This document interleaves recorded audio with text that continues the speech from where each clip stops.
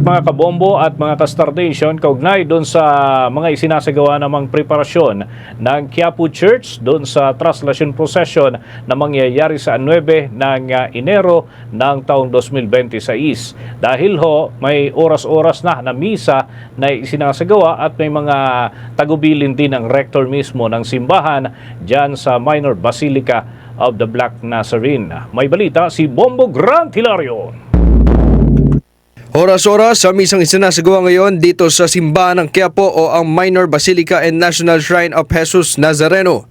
Kasabay ng tuloy-tuloy na pagdiriwang ng banal na misa ay ang pagdagsa sa pagdating ng mga deboto mananampalatayang Katoliko. Ngayong araw kasi ay ang siyang unang biyernes sa bagong taon 2026 kung kaya't marami at dagsa ang mga tao sa naturang simbahan. Sinimula ng oras-oras na misa kanina alas 4 ng madaling araw na magpapatuloy naman hanggang mamayang alas 8 ng gabi. Bahagi ng homilya ni Reverend Father Ramon Jade Licuanan, Rector and Parish Priest ng Quiapo Church ay ang pagbanggit sa nalalapit na kapistahan ng Poong Jesus Nazareno sa ika-9 na araw ngayong buwan ng Enero. Kung kaya't may pagtutuwid na ibinahagi ang rektor ng simbahan sa ilang mga baluktot na paniniwala tuwing nagsasagawa ng traslasyon.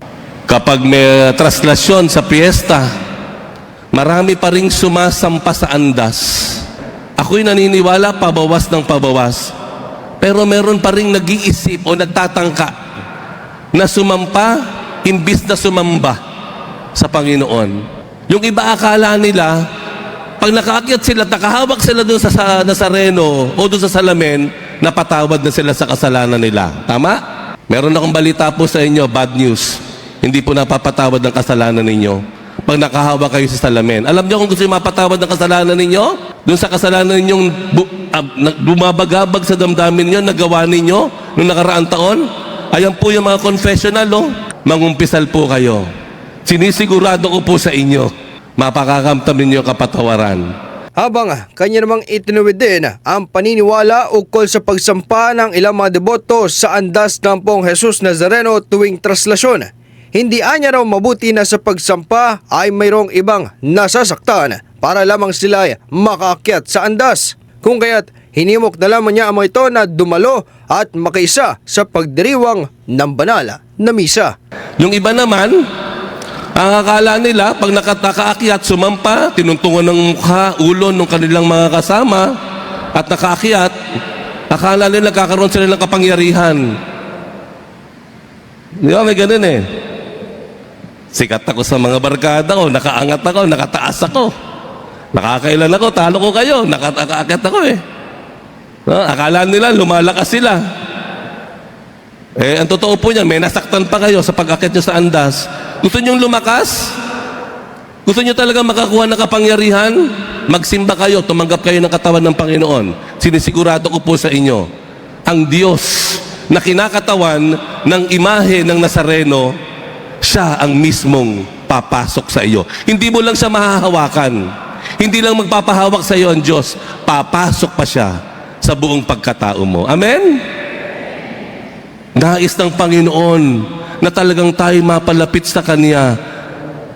Ano ang dapat gawin para mapalapit at ituwid ang daan? Anong sabi? Kailangan nating alisin ang mga balakid. Kung kaya't para sa mga kabombo at ka-station na magsisipagpunta sa Quiapo Church upang magsimba ay mas mainam na magdala ng payong at tubig lalo na sa katirikan ng araw o init ngayong tanghali. Gayunpaman, may sistematikong ipinatutupad sa paligid ng simbahan kung saan ang labasan at pasukan ng mga nais magsimba. Sa harapan nito ay ang siyang pasukan o ang entrance sa loob ng simbahan habang ang ilan namang pintuan sa labas ay ang siyang itinalaga bilang exit. Para sa Bombo Network News, ito si Bombo Grant Hilario and this is Bombo Radio Philippines, the #1 and most trusted source of news and information. Basta Radio Bombo! For the most trusted source of news and information, visit our website at www.bomboradio.com. Follow us on Bombo Radio mobile app, Facebook, YouTube, TikTok, and X, formerly Twitter. Like, share, and stay connected. Anytime, anywhere.